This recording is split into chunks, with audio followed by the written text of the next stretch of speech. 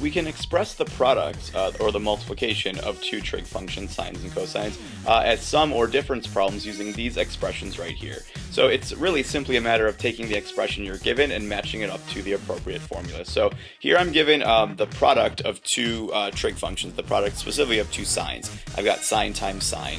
And so looking at those formulas from the other screen, I can see that that's really going to match up to this top formula right here, sine of A times sine of B. So let's go ahead and take that formula and apply it to write this problem as the sum or difference of two sines. So A and B are just your two different angles you're given. So applying that formula, I get 1/2 times the cosine of A minus B. So I'll go ahead and just do that subtraction in my head. A minus B would leave me with 2 theta. 6 theta minus 4 theta is 2 theta. And then minus the cosine of A minus B, so 6 theta minus 4 theta.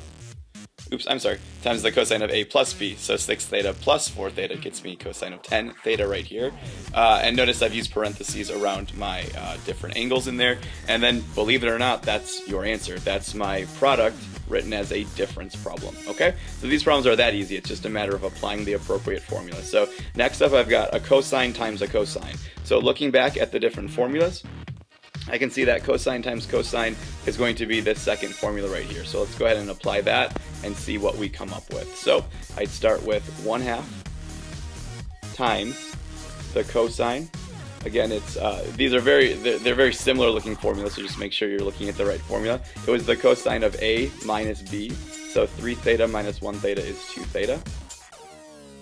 And then plus the cosine of A plus B, so 4 theta. And again, that's my answer. Now the only thing that could really add an extra step to this is if you had a negative angle in here. And so for our last example, we'll take a look at what to do with that. It's really not that much more difficult. Once again, I've got a sine times a sine, so I can use the same formula we used in the first example here.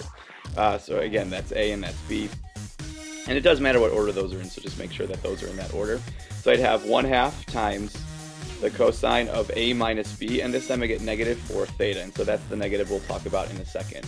And then finishing my formula, I have minus the cosine of A plus B, so again that's going to be 10 theta, okay?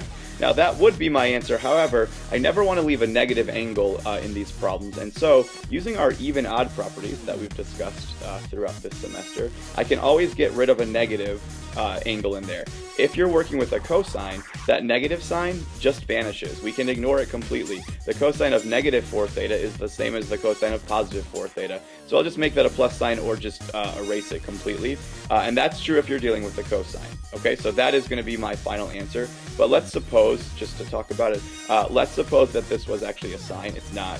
But let's suppose it was the sine of a negative angle.